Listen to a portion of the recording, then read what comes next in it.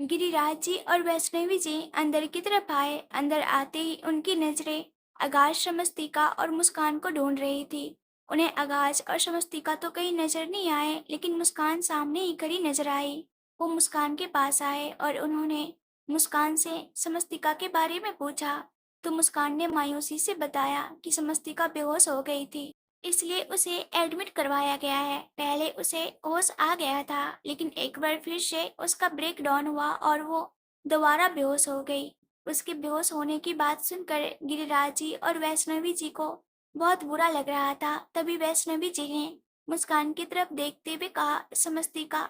समस्तिका की बच्ची। मुस्कान फीका सा मुस्कुराकर बोली, उसका नाम आसी है। जब वो यहाँ से गई थी तो वो प्रेग्नेंट थी। समस्तिका कश्मीर आई थी तो काफी ज्यादा बुरी हालत में थी। उस दिन मैं अपने दोस्तों के साथ ट्रिप पर गई थी और रेलवे स्टेशन से घर वापस की तरफ लौट रही थी।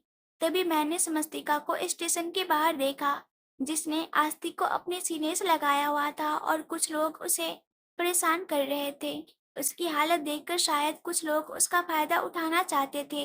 वहां पर लोगों की भीड़ थी, लेकिन कोई भी समस्तिका की मदद नहीं कर रहा था। लेकिन मैं समस्तिका को देखकर खुद को रोक नहीं पाई और मैंने जल्दी से पुलिस को इन्फॉर्म कर दिया। पुलिस वहां पर आई और उन्होंने समस्तिका से उसका एड्रेस पूछा, लेकिन समस्तिका ने साफ साफ बता दिया कि वो अनाथ है और उसका इस दुनिया में कोई नहीं है। आस्तिक को देखकर ये तो नहीं कहा जा सकता था कि उसका इस दुनिया में कोई है ही नहीं। इसलिए मैंने पुलिस वालों से रिक्वेस्ट की कि वो समस्तिका को मुझे अपने साथ लेकर जाने दे और मैं समस्तिका को अपने साथ ले आई। उसने मना भी नहीं किया। शायद उसे भी एक सहारे की जरूरत थी और फिर उसके बाद से ही समस्तिका मेरे साथ रह रही थी।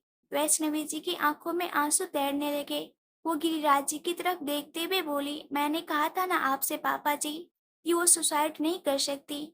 मेरी समस्तिका बहुत ज्यादा स्ट्रांग है। वो किस्मत से और जिंदगी दोनों से लड़ना बहुत अच्छी तरह से जानती है। मुस्कान नमी भरी आंखों के साथ बोली, समस्तिका ने अपनी पूरी प्रेगनेंसी में बहुत ज्यादा स्ट्रगल किया है। शुरू से लेकर अंत तक उसने जॉब की। एक भी दिन वो घर पर नहीं बैठी। एक्स्ट्रा टाइम भी किया करती थी ताकि कुछ पैसे एक्स्ट्रा जुटा पाए और अपनी डिलीवरी के लिए पैसे इकट्ठे कर सके। थोड़े बहुत पैसे उसने उन 9 महीनों में जमा कर लिए थे और फिर वो दिन आया जिसका मुझे, समस्तिका और आस्तिक तीनों को ही बहुत ज्यादा बेसब्री से इंतजार था। उस दिन समस्तिका ने एक नन्ही सी परी को जन्म दिया और उसे देखकर ही हमें बस ऐसा लगा जैसे अब समस्तिका को किसी चीज की कोई कमी कभी महसूस नहीं होगी। उसकी जिंदगी में खुशियां भरने वाली आ गई थी, लेकिन फिर अचानक ही पता नहीं समस्तिका की जिंदगी को किसकी नजर लग गई। जो डॉक्टर ने बताया कि आशी की किडनी में प्रॉब्लम है, उसका ऑपरेशन होगा और ऑपरेशन के लिए तकरीबन 15 से 20 लाख रुपए चाहिए। वो बात सुनकर समस्तिका बहुत ज्यादा टूट गई थी, लेकिन उसने हिम्मत दिखाते हुए फैसला लिया था कि वो बहुत जल्दी सारे पैसे जुटा लेगी और आशी का ऑपरेशन करवाएगी। उसकी बात सुनकर वैष्णवी जी का रोना और भी ज्यादा बढ़ चुका था। गिरिराज जी भी रोते हुए बोले, मेरी बच्ची इतनी सारी मुश्किलें अकेले सहती रही, लेकिन वापस लौट कर नहीं आई। पता नहीं क्यों जिंदगी ने सारे इम्तिहान उसी की किस्मत में लिख दिए। वैष्णवी जी रोते हुए बोली, लेकिन अब मैं अपनी परी को अपने से दूर बिल्कुल भी नहीं जाने दूंगी। वो बस हमारे साथ रहेगी। वो अब हमें छोड़कर कभी नहीं जा पाएगी। मुस्कान हल्का सा मुस्कुराकर बोली, वो हमेशा आप लोगों के बारे में बताया करती थी। कहा करती थी कि एक दादाजी है जो उसे बहुत प्यार करते हैं और एक माँ है जो उस पर अपनी जान न्यौछावर करती है। वो बताती थी कि आप लोग आस्तिक से भी कितना प्यार करते हैं, लेकिन हमेशा आगाज के बारे में वो चुप रह जाया करती थी। बस इतना बोलती थी कि उन दोनों के बीच गलत फहमियां हैं जो कभी दूर नहीं हो सकती। लेकिन वो आगाज को भी बहुत ज्यादा याद किया करती थी। उसके लिए वो बहुत रोया भी करती थी। मैंने रातों को उसे रोते हुए देखा है। ये बोलते हुए अचानक ही उसकी नजर आगाज पर गई, जो गिरिराज जी और वैष्णवी जी के पीछे आकर खड़ा हो चुका था। और जब उसने ये बात सुनी तो उसका दिल धक से रह गया। उसकी पलकें झपकने लगी थी। उसने तुरंत अपना चेहरा दूसरी तरफ घुमा लिया। वहीं वैष्णवी जी ने भी पलटकर उसकी तरफ देखा और बोली, जो इंसान प्यार के काबिल ही नहीं, उसे क्या ही प्यार करना। जो इतना भी समझ नहीं पाया कि सामने वाले का दिल कैसा है। खुद को बड़ा बिजनेसमैन कहने वाला इंसान दिल से कितना छोटा होता है, ये मैंने अपने ही घर में बहुत अच्छी तरह से देखा है। आगाज बहुत अच्छी तरह से जानता था कि ये बातें उसी के लिए बोली जा रही है, लेकिन वो इन बातों का बिल्कुल भी बुरा नहीं मानने वाला था, क्योंकि वैष्णवी जी कुछ झूठ नहीं बोल रही थी। इतना बड़ा बिजनेसमैन होकर भी वो जब समस्तिका की सच्चाई नहीं जान पाया तो क्या ही फायदा उसके इतना बड़ा बिजनेसमैन होने की भी। वो गिरिराज जी की तरफ देखते हुए बोला, आशी को एडमिट करवा दिया है और डॉक्टर उसका ट्रीटमेंट कर रहे हैं। आज ही उसकी सर्जरी हो जाएगी। मैं मेरी नन्ही परी को कुछ नहीं होने दूंगा। गिरिराज जी ने उसकी तरफ देखा और बोले, तुम्हारी नन्ही परी? तब कहाँ थे तुम जब तुम्हारी उस नन्ही परी को जन्म देने के लिए तुम्हारी अपनी बीवी दर्द से लड़ रही थी? दर्द से छोड़ो, वो लोगों से लड़ रही थी। अभी अभी मुस्कान ने बताया कि जब वो यहाँ से गई थी तो कितनी टूटी हुई थी। लोग उसका फायदा उठाने की कोशिश कर रहे थे और अगर उस दिन उसके साथ कुछ हो जाता तो तुम में और अमांस में कोई फर्क नहीं। आगाज उसने भी उसे मरने के लिए छोड़ दिया और तुमने भी। आगाज बेहद गहरी आवाज में बोला, मुझसे गलती हो गई दादाजी, लेकिन आइंदा मैं ऐसी कोई गलती नहीं करूंगा। मैं परी और आसी को कुछ भी नहीं होने दूंगा। गिरिराज जी सख्त होकर बोले, अपनी परी और अपनी नन्ही आसी का ख्याल मैं अब खुद रखूंगा। मुझे किसी की जरूरत नहीं। उनकी बात सुनकर आगाज बस उनकी तरफ देखता ही रह गया। वो जानता था कि गिरिराज जी उससे बहुत ज्यादा नाराज है, लेकिन उसके लिए फिलहाल गिरिराज जी की नाराजगी से ज्यादा समस्तिका की नाराजगी थी। तभी एक नर्स ने आकर आगाज की तरफ देखते हुए कहा, डॉक्टर आपको मिसेस चौहान के वार्ड में बुला रहे हैं। आगाज उस नर्स को गौर से देख रहा था। उसके एक्सप्रेशंस बता रहे थे कि शायद कुछ सीरियस है। वो जल्दी से समस्तिका के वार्ड की तरफ आया। डॉक्टर समस्तिका का चेकअप कर रहे थे। जैसे ही उन्होंने आगाज की तरफ देखा, उन्होंने एक गहरी सांस ली और बोले, मैंने आपसे कहा था मिस्टर चौहान की आपकी बीवी की हालत बिल्कुल ठीक है, लेकिन जिस तरह से आप बता रहे हैं कि उनका काफी सर दर्द रहता है और उन्हें चक्कर भी आते हैं, तो मैंने कुछ टेस्ट किए हैं उनके और मुझे अफसोस हो रहा है ये कहते हुए कि शायद कुछ क्रिटिकल है मिस्टर चौहान। अभी रिपोर्ट्स नहीं आई है तो कुछ नहीं कह सकता, लेकिन आप रिजल्ट के लिए खुद को स्ट्रांग रखिएगा, क्योंकि मिसेस चौहान की हालत देखकर लग रहा है कि शायद हमसे कुछ छूट गया है। हमने सिर्फ उनके नॉर्मल टेस्ट किए थे, लेकिन अब हमने उनके प्रॉपर टेस्ट किए हैं और अब हमें रिपोर्ट्स आने तक का वेट करना पड़ेगा। आगाज उनकी बात सुनकर बस उनकी तरफ देखता ही रह गया। डॉक्टर नर्स की तरफ देखते हुए बोले, आपने सारे सैंपल ले लिए ना? नर्स ने अपना चेहरा हाँ में हिलाया। नर्स के साथ डॉक्टर वहां से चले गए और आगाज वहीं पर खड़ा रह गया। वो समस्तिका की तरफ देख रहा था। उसका दिल इस वक्त जोरों से धक धक कर रहा था। वो तुरंत उसके पास आया और उसका हाथ पकड़कर बोला, नहीं नहीं, ऐसा कुछ भी नहीं होगा। तुम्हें कुछ भी नहीं होगा, तुम बिल्कुल ठीक हो। सिर सिर दर्द का क्या है, वो तो किसी को भी होता रहता है ना। वो कुछ मेजर इश्यू नहीं है। मैं जानता हूँ तुम्हारा सिर दर्द क्यों होता था। सारा दिन मेरी याद में रोती रहती थी, इसलिए ना। लेकिन अब मैं आ गया हूँ ना, अब मैं तुम्हारे पास हूँ ना, अब मैं तुम्हें बिल्कुल भी नहीं रोने दूंगा। तुम्हारी आंखों से एक भी आंसू बाहर नहीं जाने दूंगा मैं। ये बोलते हुए उसने समस्तिका के गाल पर अपना हाथ रख लिया। वैष्णवी जी जो दरवाजे पर खड़ी थी, उनकी आंखों में भी आंसू थे। वो अब बिना अंदर आए ही वहां से बाहर चली गई। बेशक से वो आगाज को जितना मर्जी सुना ले या कुछ कह ले, लेकिन वो इतना भी जानती थी कि समस्तिका को अगर कोई संभाल सकता है तो वो सिर्फ और सिर्फ आगाज ही है। वही आगाज बस स्वस्तिका का हाथ अपने हाथ में थाम कर खड़ा था। उसका दिल सच में बहुत ज्यादा डर रहा था। बड़ी मुश्किल से समस्तिका उसके पास आई थी और वो समस्तिका को दोबारा खोना नहीं चाहता था। वो रोने वाला इंसान नहीं था, लेकिन समस्तिका की हालत देखकर उसकी आंखों से आंसू अपने आप बाहर आने को हो रहे थे। समस्तिका ने आज उससे जो कहा, उसे सुनकर सच में उसका दिल बस धक से रह गया था। कितना कुछ सहा है समस्तिका ने अपनी जिंदगी में, लेकिन फिर भी वो टूटी नहीं। क्या कुछ नहीं सुनाया था उसने समस्तिका को। उससे नफरत के दावे किए, उसे कितना जलील किया, उसे कितना टॉर्चर किया, लेकिन फिर भी समस्तिका उसे याद करके रोती थी। मतलब उसके दिल में आगाज के लिए फीलिंग्स थी और शायद अभी भी है। आगाज हल्का सा मुस्कुराया और बोला, मैं जानता हूँ तुम मुझसे बहुत प्यार करती हो समस्तिका, हाँ, तुम मुझसे नाराज हो, लेकिन मैं तुम्हारी नाराजगी दूर कर दूंगा। अब तुम्हें शिकायत का कोई मौका नहीं दूंगा। देखना, अब तुम्हारी जिंदगी सिर्फ और सिर्फ खुशियों से भरी होगी। ये आगाज चौहान का तुमसे वादा है। ये बोलते हुए उसने उसके हाथ को अपने हाथ में अच्छे से थामकर जोरों से चूम लिया था। वहीं दूसरी तरफ रितिका अमांस की तरफ देख रही थी, जो इस वक्त चौहान मेंशन में था। अमांस अपनी शर्ट के बटन बंद कर रहा था। वो फिलहाल कहीं जाने की तैयारी में लग रहा था।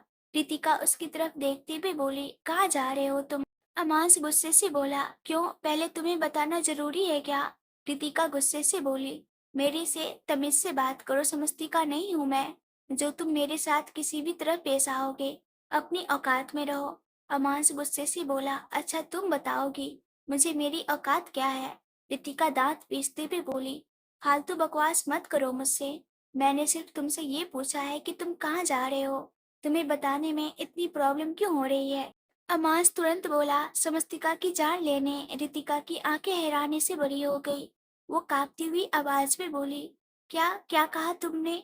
अमास उसके एक्सप्रेशन देखकर बोला, ऐसा वैसा कुछ कह दूं तो डर से तुम्हारा चेहरा पीला हो जाता है, बहुत जल्दी फट जाती है तुम्हारी।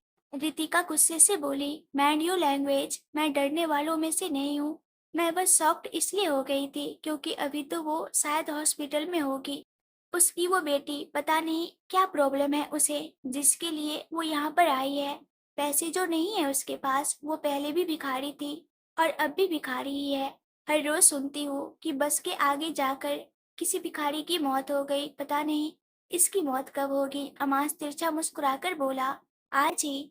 बोलते हुए उसके चेहरे पर डेविल एक्सप्रेशन थे। रितिका बिल्कुल उसके करीब आई और बोली, लेकिन तुम करने क्या वाले हो? अमांस के चेहरे पर अब मिस्टीरियस एक्सप्रेशन आ गई। उसने रितिका के पेट पर अपना हाथ रखा और बोला, जब हमारा बेबी इस दुनिया में आएगा तब तक मुझे सारी चौहान प्रॉपर्टी अपने नाम पर चाहिए, और इसके लिए मैं कुछ भी करूंगा, कुछ भी मतलब कुछ भी। उसकी बात सुनकर बस रितिका उसकी तरफ देखती रह गई और अमांस ने नीचे झुककर रितिका के पेट को चूम लिया। रितिका की हैरानी और भी ज्यादा बढ़ गई।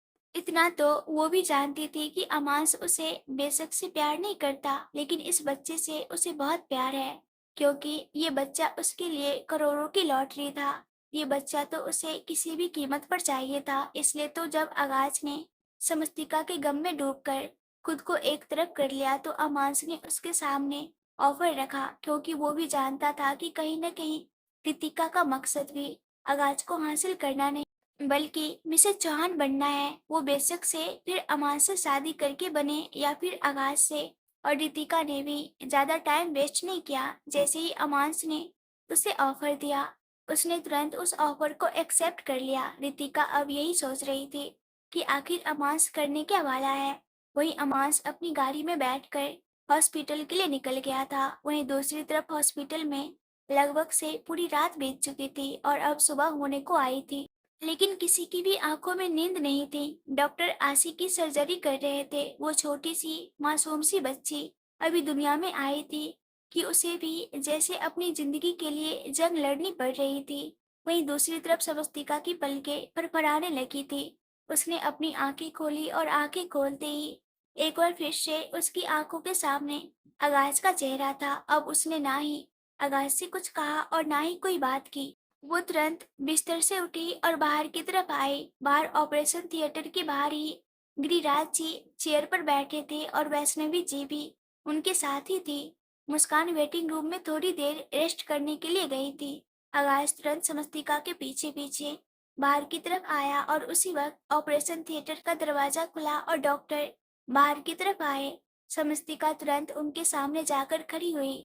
उसे वहां पर देखकर गिरिराज जी और वैष्णवी जी भी अपनी जगह से खड़े हुए।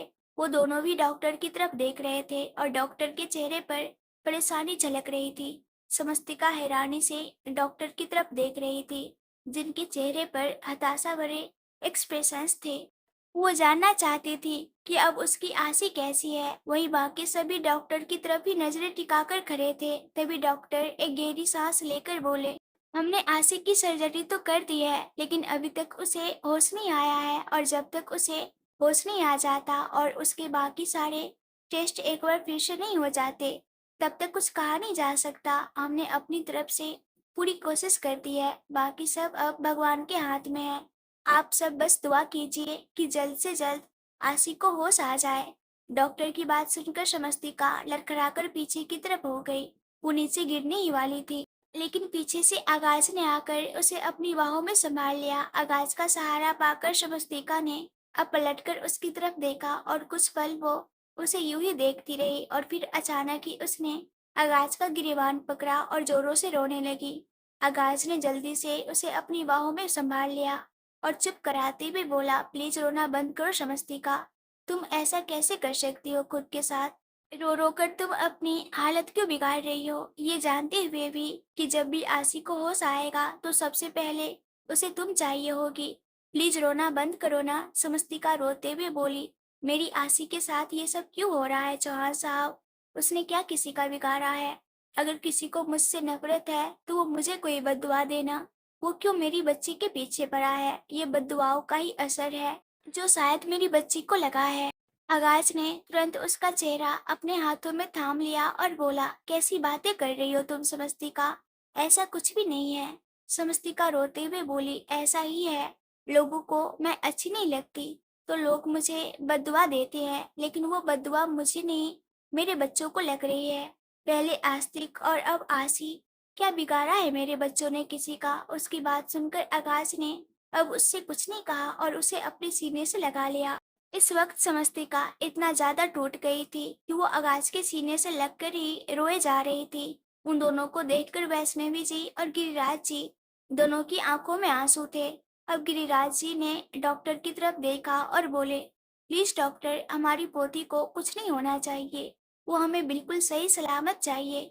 डॉक्टर फीका सा मुस्कुराकर बोले, हम भी यही चाहते हैं मिस्टर चौहान कि आपकी पोती बिल्कुल ठीक हो, पर भगवान के सामने कहाँ किसी का जोर चलता है। उनकी बात सुनकर अब गिरिराज जी भी कुछ बोल नहीं पाए और अपने जगह पर बैठ गए। वैष्णवी जी उन्हें संभालने लगी। डॉक्टर वहां से जा चुके थे। आगाज समस्तिका को लेकर सामने चेयर पर आया और उसका हाथ पकड़कर उसे संभालते हुए बोला, प्लीज रोना बंद कर दो परी। उसके मुंह से परी सुनकर समस्तिका ने नजर उठाकर उसकी तरफ देखा। आगाज उसका चेहरा अपने हाथों में थाम कर बोला, हम दोनों के बीच जो भी है वो हम बाद में सॉल्व कर लेंगे, लेकिन मैं जानता हूँ तुम मुझसे नाराज हो। तुम्हारी नाराजगी जायज भी है, मैंने काम ही ऐसा किया, लेकिन प्लीज इस वक्त मुझे खुद से दूर मत करो। उसकी बात सुनकर शमस्तिका कुछ बोल ही नहीं पाई। उसने अपना चेहरा दूसरी तरफ घुमा लिया। आगाज ने उसका हाथ और भी ज्यादा कसकर पकड़ लिया। समस्तिका उससे नाराज है और उसकी नाराजगी इतनी आसानी से नहीं जाने वाली, ये बात वो बहुत अच्छी तरह से जानता था, लेकिन फिलहाल उसके लिए इतना ही काफी था कि समस्तिका ने उसे अपने पास रुकने तो दिया, वरना उसे तो इतनी भी उम्मीद नहीं थी। वहीं दूसरी तरफ अमांस इस वक्त हॉस्पिटल में मौजूद था, लेकिन किसी को उसके बारे में कुछ पता नहीं था, क्योंकि वो वहां पर छिपा हुआ था। उसे एक मौका चाहिए था समस्तिका को खत्म करने का। उसने सोच लिया था कि वो समस्तिका को खत्म करके ही रहेगा। वो इस मुसीबत को अब और ज्यादा बढ़ने नहीं देगा, लेकिन आगाज समस्तिका के साथ था, ये देखकर वो अब वहां से बाहर आ गया था। वही तकरीबन 3 से 4 घंटे बीत चुके थे, लेकिन अभी तक आसी को होश नहीं आया था। आगाज वैष्णवी जी की तरफ देखते हुए बोला, आप दादाजी को घर ले जाइए मॉम, वैसे भी सुबह होने वाली है। जैसे ही आसी को होश आ जाएगा। उसकी बात पूरी होती उससे पहले ही गिरिराज जी बोले, मैं यहाँ से कहीं नहीं जाऊंगा, मैं यहीं पर रहूंगा जब तक मेरी आसी को होश नहीं आ जाता, कोई मुझे यहाँ से जाने के लिए ना कहे। उनकी बात सुनकर आकाश हल्का सा मुस्कुराया और बोला, आपकी तबीयत बिगड़ जाएगी। गिरिराज जी गुस्से से बोले, तुम्हारी मेरी तबीयत की फिक्र करने की जरूरत नहीं है। आगाज ने अब कुछ नहीं कहा, उसने समस्तिका की तरफ देखा। समस्तिका की नजर भी इस वक्त उसके चेहरे पर गई। अब वो अपनी जगह से खड़ी हुई और गिरिराज जी के पास आकर कुछ पल उन्हें यूं ही देखती रही और फिर अचानक ही नीचे जमीन पर बैठ गई। उसने अपना सर गिरिराज जी के घुटनों पर रख दिया था। गिरिराज जी ने जल्दी से उसके सिर पर अपना हाथ रखा और रोते हुए बोले, नाराज हूं मैं तुझसे। समस्तिका रोते हुए मुस्कुराई और बोली, मैंने काम ही ऐसे किए हैं। गिरिराज जी रोक कर लेकिन थोड़े गुस्से भरे लहजे में बोले, क्यों छोड़कर गई तू हम सबको? क्या तुझे मुझ पर इतना भी भरोसा नहीं था? समस्तिका तकलीफ भरी मुस्कुराहट के साथ बोली, भरोसा तो मुझे अपनी किस्मत पर नहीं था। जब से होश संभाला है, तब से अपनी किस्मत के साथ लड़ती ही आई हूँ। मैं तो अभी सोच भी नहीं सकती कि ये लड़ाई कभी खत्म होगी। गिरिराज जी एक गहरी सांस लेकर बोले, खबरदार अगर दोबारा कभी इस तरह से यहाँ से जाने की कोशिश भी की तो अगली बार तुझे माफ नहीं करूंगा। तू बेशक से किसी से भी नाराज हो, तुझे जिससे दूर रहना है तू दूर रह, लेकिन कम से कम अपने दादाजी को तो छोड़कर मत जा। समस्तिका रोते हुए बोली, मेरे लिए भी आप सबसे दूर रहना बहुत मुश्किल था दादाजी। बहुत मिस किया मैंने आपको, लेकिन इतनी हिम्मत नहीं थी कि वापस आ पाऊं। गिरिराज जी उसके बालों को हल्का हल्का सहला रहे थे और समस्तिका की आंखों से आंसू बरसते ही जा रहे थे। आगाज चुपचाप उन्हें देख रहा था। वो समस्तिका को यूं रोने नहीं देना चाहता था, लेकिन इस वक्त उसके पास और कोई ऑप्शन भी नहीं था। समस्तिका अपनी आंखों से आंसू साफ करते हुए ऊपर की तरफ उठी और गिरिराज जी की तरफ देखते हुए बोली, थोड़ी देर के लिए आप घर चले जाइए। जब आंसी को होश आ जाएगा तो मैं खुद आपको फोन करूंगी। आपका यहाँ पर इतना देर रहना सही नहीं है दादाजी। ये बोलते हुए उसने गिरिराज जी के चेहरे को अपने हाथों में थाम लिया था। गिरिराज जी उसका हाथ पकड़कर बोले, लेकिन वादा कर कि तू कहीं नहीं जाएगी, तू मुझे छोड़कर कहीं नहीं जाएगी। उनकी बात सुनकर शमस्तिका ने अपना चेहरा हाँ में हिलाया। वैष्णवी जी अपनी जगह से उठी और शमस्तिका के चेहरे को अपने हाथों में थाम कर बोली, मैं तो ये भी नहीं कह सकती कि मैं नाराज हूँ तुझसे, क्योंकि गलती तो किसी और की है, बस सजा तुझे मिली। समस्तिका तुरंत उनके सीने से लग गई। वैष्णवी जी ने उसे कसकर अपनी बाहों में संभाल लिया। कुछ देर वो यूं ही खड़ी रही और फिर समस्तिका से अलग होकर उसके चेहरे को वापस अपने हाथों में थाम कर बोली, अपना ख्याल रखना, आस्तिक की फिक्र मत कर। आस्तिक के लिए मैं हूँ, मैं उसे संभाल लूंगी। समस्तिका ने अपना सर हाँ में हिलाया।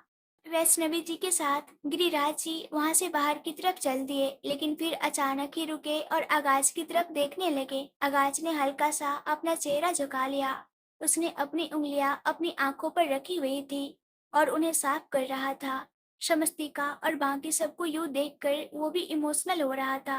गिरिराज जी आगाज की तरफ देखते हुए बोले, अगर इस बार मेरी परी को जरा सी भी तकलीफ पहुंचाई ना, तो तुम अपने दादा का वो रूप देखोगे जो शायद तुम कभी नहीं देखना चाहोगे। आगाज बिना उनकी तरफ देखे बोला, मैं समस्तिका का ख्याल रख लूंगा, आप जाइए। गिरिराज जी बिना उसकी बात का जवाब दिए ही वहां से आगे की तरफ बढ़ गए और अब आगाज एक बार फिर से समस्तिका की तरफ देखने लगा था, जो हिम्मत सी हारे एकदम टूटी हुई नजर आ रही थी। उसने समस्तिका के पास आकर उसका हाथ पकड़ लिया। समस्तिका ने तुरंत अपने हाथ पीछे की तरफ खींच लिए और बोली, कभी कभी इंसान कमजोर हो जाता है, लेकिन अब ये समस्तिका खुद को संभाल सकती है। आपको मेरे पास आने की जरूरत नहीं है। ये नहीं कहूंगी आपसे कि आप यहाँ से चले जाइए, क्योंकि कहते हैं ना कि एक मर्द जब चाहे एक औरत को अपनी जिंदगी से बाहर निकाल सकता है, लेकिन एक औरत चाहकर भी ये नहीं कर सकती, बेशक से पति कैसा भी हो। लेकिन वो एक औरत की इज्जत होता है, लेकिन एक औरत बेशक से कितनी भी अच्छी क्यों न हो, पति ने एक बार अगर उसके चरित्र पर सवाल उठा दिया तो वो चरित्रहीन हो जाती है। औरतें मर जाती है अपने पति के चरित्र को बचाते हुए, उनकी कमियां दुनिया से छुपाते हुए, लेकिन एक पति अपनी ही औरत को दुनिया के सामने जलील करने से पीछे भी नहीं हटता। ये बोलकर उसने एक गहरी सांस ली और फिर वहां से सामने चेयर की तरफ बढ़ गई। आगाज चुपचाप वहां पर खड़ा उसे देखता रहा। तकरीबन आधा पौना घंटा वो यूं ही वहां पर बैठी रही और इतने में ही उसका सर दोबारा घूमने लगा था। उसने दीवार से अपना सर लगाया और अपनी आंखें बंद कर ली। कब वो गहरी नींद में चली गई उसे पता ही नहीं चला। उसके सोने के बाद आगाज ने उसके पास आकर उसे अपनी गोद में उठाया और फिर उसे रेस्ट रूम में ले गया। उसने उसे यूं ही बिस्तर पर लिटाया और फिर उसकी तरफ देखते हुए बोला, तुम्हारे लिए रेस्ट बहुत जरूरी है परी। आई होप अब तुम थोड़ी देर सो जाओ ताकि तुम्हें भी थोड़ा सही फील हो सके। और रही बात आशी की, तो मैं हूँ उसके साथ। ये बोलकर वो उसके बालों को सहलाकर वहां से बाहर की तरफ चला गया और वो जाकर ऑपरेशन थिएटर के बाहर खड़ा हो गया था। और तकरीबन 1 घंटे बाद डॉक्टर बाहर आए। वो आगाज की तरफ देखते हुए बोले, आशी को होश आ गया है। आप चाहे तो उससे मिल सकते हैं। डॉक्टर की बात सुनकर आगाज की धड़कनें तेजी से बढ़ गई। वो अपनी उस बेटी से मिलने जा रहा था जिसे उसने एक बार भी अभी तक अपनी गोद में नहीं लिया था, जिसके बारे में उसे पता तक नहीं था कि वो दुनिया में एग्जिस्ट भी करती है। उसने अपना चेहरा हाँ में हिलाया और फिर अंदर की तरफ आया। डॉक्टर ने उसे सेफ्टी मास्क वगैरह पहनाया और फिर उसे आगे की तरफ भेज दिया। जब आगाज ने बिस्तर पर लेटी हुई नन्ही सी आसी की तरफ देखा तो उसके कदम उसे भारी होते हुए महसूस हुई। वो चाहकर भी अपने कदम आगे बढ़ा नहीं पा रहा था। दिल जैसे सीने से बाहर आने को हो रहा था। उसने तुरंत अपना चेहरा दूसरी तरफ घुमा लिया। उसका दिल डरने लगा था। उसे पहली बार जिंदगी में डर महसूस हो रहा था। नर्स उसकी तरफ देखते हुए बोली, क्या हुआ? आप कोई प्रॉब्लम है क्या? आई मीन अगर आप नहीं मिलना चाहते पेशेंट से तो प्लीज आप उसकी मॉम, उसकी बात पूरी होती। उससे पहले आगाज बोला, मैं मिलना चाहता हूँ अपनी बेटी से, बस मुझे 2 मिनट दीजिए। वो नर्स अपना सर हाँ में हिलाकर वहां से चली गई। आगाज की आंखों से आंसू एक बार फिर से आ गए। वो पूरी दुनिया से लड़ने की हिम्मत रखता था, लेकिन इस वक्त वो खुद ही बहुत ज्यादा बेबस महसूस कर रहा था। एक हिम्मत की गहरी सांस लेते हुए उसने अपना चेहरा दोबारा आसी की तरफ घुमाया और फिर उसके बिल्कुल करीब आ गया। तकरीबन 4 महीने की आसी इस वक्त बिस्तर पर थी और उसके आसपास कांच की दीवारें थी ताकि वो गिर न जाए। तेज रोशनी उसके चेहरे पर पड़ रही थी और उसका पूरा बदन एकदम पीला पड़ा हुआ था। डॉक्टर ने उसकी सर्जरी की थी जिसकी वजह से वो और भी ज्यादा वीक दिखाई दे रही थी। उसे देखते हुए आकाश समझ सकता था कि समस्तिका ने उसे कितनी मुश्किलों से संभाला होगा। उसने अपना कांपता हुआ हाथ आसी की तरफ बढ़ाया और फिर उसके सिर पर अपना हाथ रख दिया। आसी की पलकें फरफराई और उसने अपनी आंखें खोलकर आगाज की तरफ देखा। वो खूबसूरत सी नजरें आगाज को देख रही थी और उसके होठों पर हल्की सी मुस्कुराहट आई। उसके वो गुलाबी होठ, ऐसा लग रहा था जैसे गुलाब की पंखुड़ियां खिल गई हो। आगाज हल्का सा मुस्कुराया। अगले ही पल आसी ने अपना चेहरा हल्का सा हिलाया। वो आगाज को देखते हुए मुंह बना रही थी और आगाज की मुस्कुराहट अब हंसी में बदल गई। वो नीचे की तरफ झुका और उसने बड़े ही प्यार से आसी के माथे को चूम लिया। वो उसकी तरफ देखते हुए बोला, daddy love you so much angel. आप मेरी लाइफ में सेकेंड प्रिंसेस है, पहली प्रिंसेस हमेशा आपकी मॉम ही रहेगी। आगाज की बात सुनकर आसी ने अचानक से ही रोना शुरू कर दिया, जैसे उसे आगाज की बात पसंद न आई हो। उसे रोते हुए देखकर आगाज एकदम से घबरा गया। तभी नर्स वहां पर वापस आई और आगाज की तरफ देखते हुए बोली, प्लीज अब आप जल्दी से बाहर जाइए, हमें पेशेंट को अटेंड करने दीजिए। आगाज परेशान होते हुए बोला, लेकिन मेरी मेरी प्रिंसेस ठीक तो है ना? नर्स तुरंत बोली, हाँ वो बिल्कुल ठीक है, बच्चे का रोना बिल्कुल नॉर्मल है, आप फिक्र मत कीजिए। अब वो पूरी तरह से खतरे से बाहर है। उनकी सर्जरी भी सक्सेसफुल रही है, बस रिकवर होने में थोड़ा टाइम लगेगा। आगाज मुस्कुराया। अब जाकर उसके दिल को चैन पड़ा था। वो आसी की तरफ देख रहा था जो एक बार फिर से मुंह बनाने लगी थी। आगाज उसकी तरफ देखते हुए मुस्कुराकर बोला, बेशक से तुम जितना मर्जी मुंह बना लो, लेकिन मैंने गलत नहीं कहा।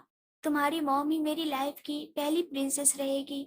अचानक ही अब आसी हंसने लगी थी। आगाज अब तुरंत वहां से बाहर की तरफ जाने लगा, लेकिन जैसे ही उसने अपने कदम दरवाजे की तरफ बढ़ाए, उसकी नजर दरवाजे पर खड़ी हुई समस्तिका पर गई, जिसकी आंखों में आंसू थे।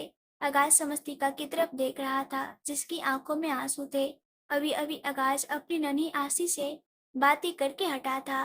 बड़े प्यार से उसने उसका सर सहलाया था। वो सारी बातें सुनकर और उन दोनों को देखकर ही समस्तिका की आंखों में आंसू आ गए थे। समस्तिका अपनी बढ़ती हुई धड़कनों के साथ आगे की तरफ आई और आसी की तरफ देखने लगी। आगाज हल्का सा मुस्कुराया और बोला, हमारी आसी बिल्कुल ठीक है। उसके मुंह से हमारी आसी सुनकर समस्तिका तुरंत बोली, वो सिर्फ मेरी है। आगाज हल्का सा मुस्कुराया और बोला, जब तुम मेरी हो तो जो भी तुम्हारा है वो भी तो मेरा ही हुआ ना? तुम बेशक से आशी को सिर्फ अपना रखो, बस तुम मेरी रहो, मुझे और कुछ नहीं लेना देना किसी भी चीज से। उसकी बात सुनकर शमस्तिका ने अपना चेहरा दूसरी तरफ घुमा लिया। उसकी नाराजगी इतनी जल्दी नहीं जाने वाली थी। आगाज उसका हाथ पकड़कर उसे आशी के बिल्कुल करीब लेकर आया और शमस्तिका अब आशी को अपनी डबडबाई हुई आंखों से देखने लगी। इस वक्त उसका दिल तेजी से धड़क रहा था। वो नर्स की तरफ देखते हुए बोली, क्या मैं आसी को अपनी गोद में? नर्स जल्दी से बोली, नहीं अभी नहीं, अभी आपको थोड़ा वक्त रुकना पड़ेगा, अभी आप उसे अपनी गोद में नहीं ले सकते, लेकिन हाँ, कल परसों तक शायद। समस्तिका की आंखों से आंसू लटक गए। आगाज उसके कंधे पर अपना हाथ रखकर बोला, आसी हमेशा के लिए ठीक हो गई है, क्या इतना काफी नहीं है अभी? बस 1-2 दिन और रुक जाओ, उसके बाद तुम्हारी नन्ही आसी तुम्हारी गोद में खेलेगी। समस्तिका मुंह बनाते हुए बोली, मैं उसे आपको बिल्कुल भी नहीं दूंगी, वो आपकी गोद में नहीं आएगी। आगाज हल्का सा मुस्कुराया और बोला, ठीक है, मत देना, तुम मेरी गोद में सिमट जाना और तुम्हारी गोद में आसी, और कुछ चाहिए ही नहीं मुझे। समस्तिका ने एक बार फिर से मुंह बनाया। नर्स समस्तिका की तरफ देखते हुए बोली, अब आप प्लीज बाहर चले जाइए, ज्यादा वक्त पेशेंट के साथ नहीं रुका जा सकता।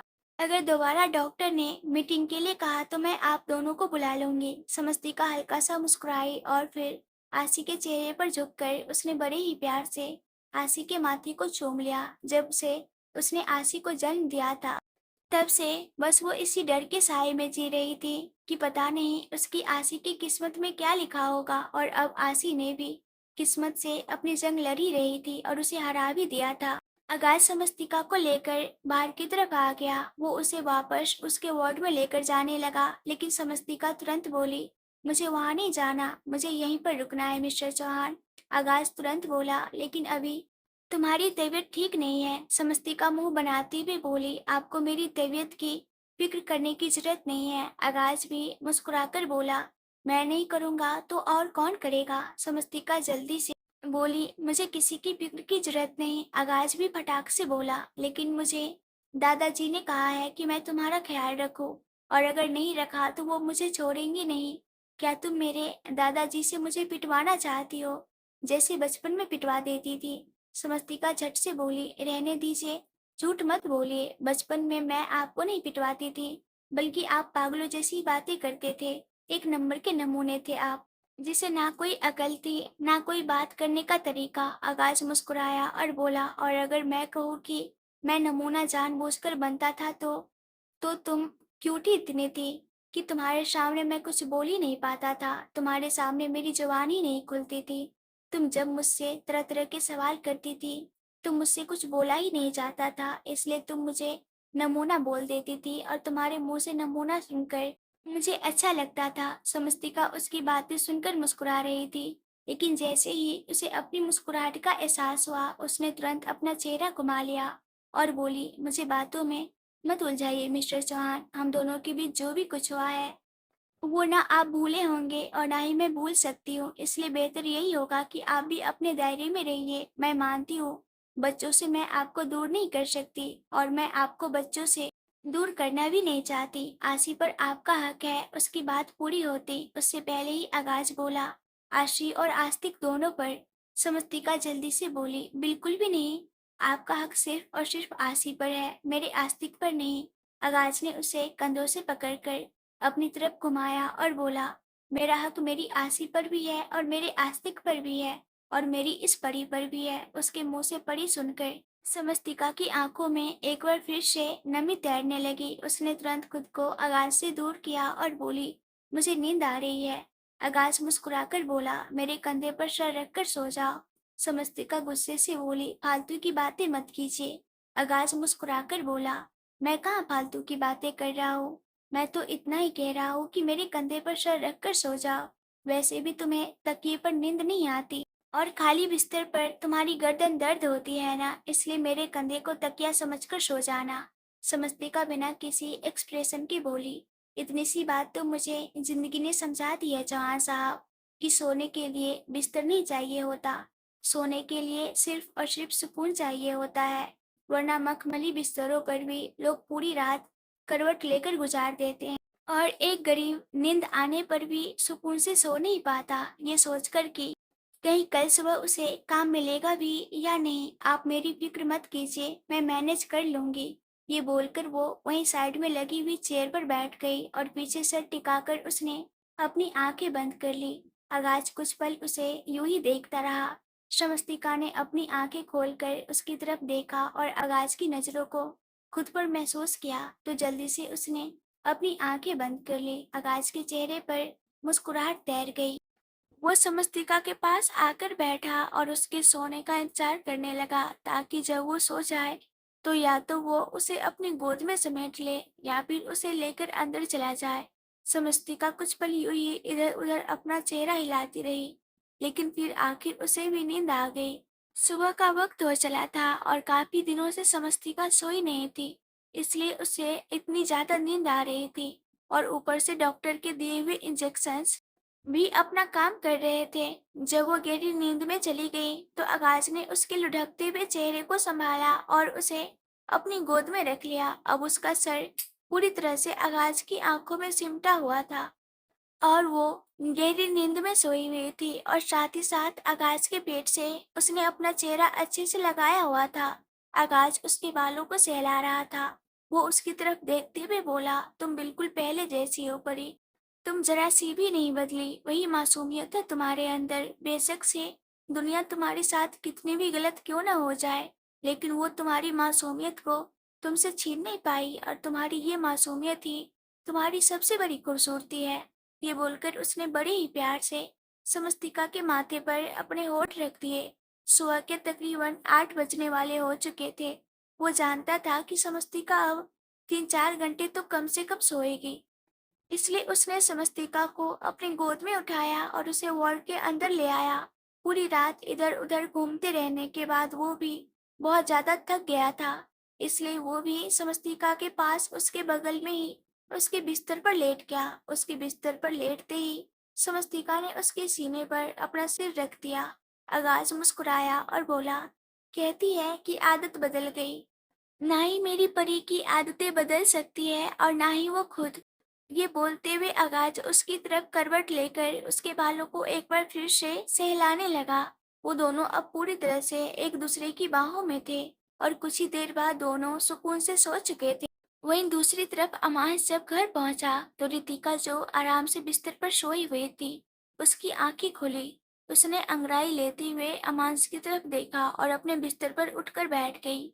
उसकी तरफ देखते हुए वो बोली, कराए तुम समस्तिका का काम तमाम। अमांस गुस्से से कांपते हुए अंदर की तरफ आया और बोला, बकवास बंद करो। रितिका उसकी तरफ देखकर हंसी और बोली, मतलब मेरा अंदाजा बिल्कुल सही था। तुम सिर्फ बातें कर सकते हो और कुछ कर नहीं सकते। अमांस गुस्से से दांत पीसते हुए बोला, मैंने कहा ना बकवास मत करो। रितिका हंसी और बोली, मेरी चुप रहने से क्या हो जाएगा? वो समस्तिका मर तो नहीं जाएगी। उसके लिए तो तुम्हें अपने हाथ हिलाने पड़ेंगे, लेकिन सॉरी, तुम्हारे तो हाथ हिलते ही नहीं, तुम्हारी तो बस जुबान चलती है। जितनी मर्जी चलवा लो। तुम्हें पता है तुम्हारी सबसे बड़ी प्रॉब्लम क्या है? कि तुम बड़ी बड़ी बातें करते हो, लेकिन जब कुछ करने की बारी आती है ना, तुम एक नंबर के बेवकूफ हो। तुमसे कुछ भी नहीं होता। अगर तुमसे कुछ होता ना तो ये चौहान एम्पायर उस आगाज चौहान और उस समस्तिका का नहीं होता। ये सारा कुछ हमारा होता। पर तुम तो ठहरे एक नंबर के यूजलेस, जिससे सिर्फ मुंह चलता है, दिमाग नहीं। अमांस गुस्से से दनदनाते हुए उसके पास आया और अगले ही पल उसने रितिका पर अपना हाथ उठाने के लिए अपना हाथ ऊपर कर दिया। लेकिन रितिका गुस्से से बोली, खबरदार अगर मुझे हाथ भी लगाया तो हाथ तोड़कर दूसरे हाथ में दे दूंगी। मुझे दिव्या मत समझ लेना, जिसके आगे पीछे कुछ भी नहीं है। कोई थर्ड क्लास बार डांसर नहीं हूं मैं, और ना ही कोई भिखारी जो चुपचाप तुम्हारी बदतमीजी बर्दाश्त कर लेगी। उसकी बातें सुनते हुए अमांस गहरी गहरी सांस लेने लगा था। वो खुद का गुस्सा कंट्रोल करने की कोशिश कर रहा था। रितिका व्यंग से हंसी और बोली, बस यही कर सकते हो तुम, खुद पर कंट्रोल, इसके अलावा और कुछ नहीं। लेकिन अगर तुम चाहो तो मैं तुम्हारी हेल्प कर सकती हूँ। अमांस ने सवालिया नजरों से उसे देखा। रितिका मुस्कुराई और बोली, उस समस्तिका को मारने के लिए जरूरी तो नहीं कि तुम्हें ही अपने हाथ खून से रंगने पड़े। ये काम हम किसी और से भी तो करवा सकते हैं। अमास जबरे कसते हुए बोला, मेरे पास इतने पैसे नहीं हैं कि मैं उसकी सुपारी किसी को दे पाऊँ। भिखारी बना दिया है तुमने और मेरे पूरे परिवार ने मिलकर मुझे। रितिका हंसी और बोली, चलो तुम्हारा ये काम भी मैं आसान कर देती हूँ। तुम्हें उस समस्तिका की सुपारी के लिए पैसे मैं दे देती हूँ। इतने पैसे तो है मेरे पास, लेकिन हिसाब से ये पैसे मुझे वापस भी दे देना। अमांस बहन से हंसा और बोला, तुम्हारे पैसे मैं रखने वाला भी नहीं। वो क्या है ना, मैं भिखारी से भीख नहीं लेता। उसकी बात सुनकर रितिका का चेहरा गुस्से से कांपने लगा। वो तुरंत बोली, तुम्हें मेरी मदद चाहिए या नहीं? अमांस ने एक गहरी सांस ली और बोला, बताओ कैसे प्लान करोगी ये सब? रितिका मुस्कुराई और बोली, वो सब तुम मुझ पर छोड़ दो। अब बस तुम देखते जाओ कि जो तुमसे नहीं हुआ वो मैं कैसे करती हूँ। ये बोलते हुए उसके चेहरे पर डेविल एक्सप्रेशन थे। वहीं दूसरी तरफ सिटी हॉस्पिटल। आगाज के कानों में आस्तिक की आवाज सुनाई दी। डैड। उसकी आवाज सुनते ही आगाज ने तुरंत अपनी आंखें खोली और बिस्तर पर उठकर बैठ गया। आस्तिक उसके सामने था और वैष्णवी जी दरवाजे पर खड़ी थी। उन्हें यूं देखकर वो एक पल के लिए शक पका गया। वो जिस तरह से समस्तिका के साथ बिस्तर पर लेटा हुआ था वो बहुत ही ज्यादा अजीब था। वहीं आस्तिक की आवाज सुनकर समस्तिका ने भी जब अपनी आंखें खोली, आगाज को अपने बगल में बैठे देखकर वो समझ चुकी थी कि आगाज ने क्या ही हरकत की होगी। वो तुरंत बिस्तर से उठी और आस्तिक के पास आई, लेकिन वो आस्तिक को हाथ लगाती उससे पहले ही आगाज ने आस्तिक का हाथ पकड़कर उसे अपने करीब कर लिया और उसे अपनी गोद में बिठाते हुए बोला, आप तो काफी बड़े हो गए हो। आस्तिक मुस्कुराया और बोला, मुझे बड़ा तो होना ही था ना डैड। अब मैं बिग ब्रदर जो बन गया हूँ, मुझे अपनी लिटिल सिस्टर का ख्याल भी तो रखना है, उसे सबसे प्रोटेक्ट करना है। इसलिए मुझे जल्दी से जल्दी बड़ा होना पड़ा, क्योंकि आप भी नहीं थे और आपको तो पता ही है, एक बेबी गर्ल को सिर्फ दो ही लोग प्रोटेक्ट कर सकते हैं, एक उसका बिग ब्रदर और एक उसके डैड। उसकी बातें सुनकर आगाज के चेहरे पर मुस्कुराहट तैर गई। ना सिर्फ समस्तिका बल्कि आस्तिक की मासूमियत भी बिल्कुल वैसी ही थी जैसे पहले हुआ करती थी। वैष्णवी जी समस्तिका की तरफ देखती हुए बोली, मैं अभी आशी से मिलकर आती हूँ। समस्तिका ने अपना चेहरा हाँ में हिलाया। उनके जाने के बाद आगाज आस्तिक की तरफ देखते हुए बोला, मतलब आप अपने डैड से नाराज नहीं हैं? आपकी बातें साफ बता रही है कि आपने भी अपने डैड को मिस किया। आस्तिक तुरंत बोला, नहीं डैड, मैं आपसे बिल्कुल भी नाराज नहीं हूँ। और मैं आपसे नाराज क्यों होऊंगा? माँ ने मुझे कहा था कि अभी फिलहाल आप दोनों एक दूसरे से बात नहीं कर रहे, क्योंकि आप कहीं बिजी हो। लेकिन जब भी आप फ्री हो जाओगे तो आप जल्दी से हमारे पास आओगे। मैंने आपको कॉल किया था, लेकिन माँ ने मुझे मना किया कि आप बिजी हो, इसलिए मैं आपको बार बार डिस्टर्ब ना करूं। उसकी बात सुनकर अब आकाश अपनी तिरछी नजरों से समस्तिका की तरफ देख रहा था और समस्तिका अपना चेहरा इधर उधर घुमा रही थी। आकाश आस्तिक की तरफ देखते हुए बोला, अच्छा ये बताओ, आपकी माँ भी मुझे मिस किया करती थी क्या? आस्तिक जल्दी से बोला, हाँ बहुत ज्यादा। आपको पता है वो आपकी पेंटिंग भी बनाती थी और मेरे पास वो पेंटिंग है भी, पर वो तो घर पर है, मैं आपको कैसे दिखाऊंगा? एक मिनट, वो माँ के फोन में भी है, मैं अभी दिखाता हूँ। ये बोलकर वो जल्दी से समस्तिका की तरफ गया और बोला, माँ जल्दी से मुझे फोन दो ना। समस्तिका जल्दी से बोली, मेरे मेरे फोन में किसी की कोई पेंटिंग नहीं है। आस्तिक जल्दी से बोला, झूठ क्यों बोल रही हो माँ? आपके फोन में डैड की पेंटिंग भी है और उनकी बहुत सारी पिक्चर्स भी, जिनके साथ आप बहुत सारी बातें किया करती थी। मुझे जल्दी से अपना फोन दो ना माँ। उसकी बातें सुनते हुए आगाज के चेहरे पर मुस्कुराहट थी और समस्तिका के चेहरे का रंग उड़ रहा था। आगाज अपनी जगह से उठकर समस्तिका के पास आया और बोला, जब तुम्हारे फोन में ऐसा कुछ है ही नहीं तो अपना फोन देती क्यों नहीं? उसके सवाल पर समस्तिका के दिल की हार्ट बीट एकदम से स्किप हो गई।